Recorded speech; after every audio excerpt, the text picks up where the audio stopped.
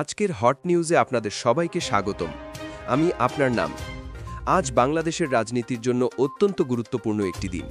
জাতিসংঘের সাধারণ পরিষদের ৮০তম অধিবেশনে ভাষণ দিতে যাচ্ছেন বাংলাদেশের অন্তর্বর্তী সরকারের প্রধান উপদেষ্টা নোবেলজয়ী অর্থনীতিবিদ ডক্টর মুহাম্মদ ইউনুস।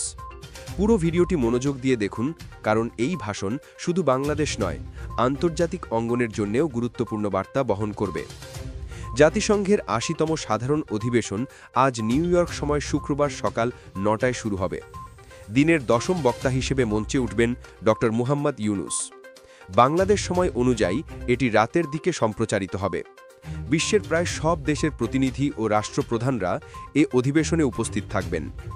প্রধান উপদেষ্টা তার ভাষণে যেসব মূল ইস্যু তুলে ধরতে পারেন সেগুলো হল সংস্কার কার্যক্রম, অন্তর্বর্তী সরকারের গত ১৪ মাসের কাজের বিস্তারিত, অর্থনৈতিক পুনরুদ্ধারের সাফল্য এবং প্রশাসনিক সংস্কার, গণ অভ্যুত্থান ২০২৪, গত জুলাই মাসের গণ অভ্যুত্থানের আকাঙ্ক্ষা এবং এর ফলাফল, অবাধ নির্বাচন ২০২৬, ২০২৬ সালের ফেব্রুয়ারিতে অবাধ ও সুষ্ঠু নির্বাচন আয়োজনের অঙ্গীকার, জুলাই হত্যাকাণ্ডের বিচার, আন্তর্জাতিক সম্প্রদায়কে জানানো হবে এই বিচার প্রক্রিয়ার অগ্রগতি, রোহিঙ্গা সংকট, বাংলাদেশে অবস্থানরত রোহিঙ্গাদের সংকট সমাধানে আন্তর্জাতিক সহযোগিতার আহ্বান।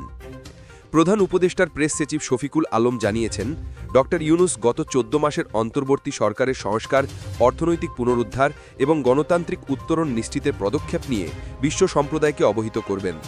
এছাড়াও তিনি আগামী ১৫ই ফেব্রুয়ারির মধ্যে জাতীয় নির্বাচন অনুষ্ঠিত হবে এ বার্তা দেবেন।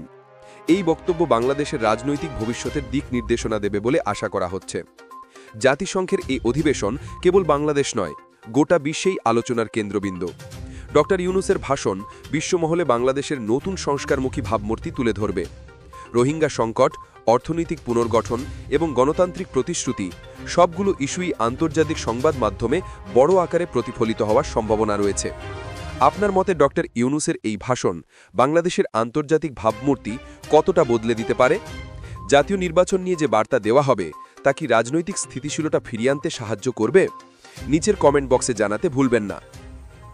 আজকের এই ভাষণ নিঃসন্দেহে বাংলাদেশের রাজনীতির এক বড় মাইল ফলক হতে যাচ্ছে।